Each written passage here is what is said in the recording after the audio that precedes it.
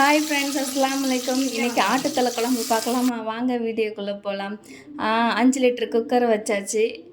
வெங்காயம், தக்காளி, பச்சை மிளகாய், கருவேப்பிலை, மல்லி இலை, ரம்பாய் இலை எல்லாம் போட்டு நல்லா கிளறி விட்டுக்கலாம். கொஞ்சம் மசாலா பொடி, குழம்பு மசாலா பொடி, கொஞ்சம் மிளகுத்தூள், ஜீரகத்தூள், கரம் மசாலா, சோம்புத்தூள் எல்லாமே போட்டுக்கிட்டாச்சு. போட்டுட்டு நல்லா கிளறி விட்டுக்கோங்க. நம்ம ஆட்டுத்தலையை கட் பண்ணி வச்சுருக்கோம்.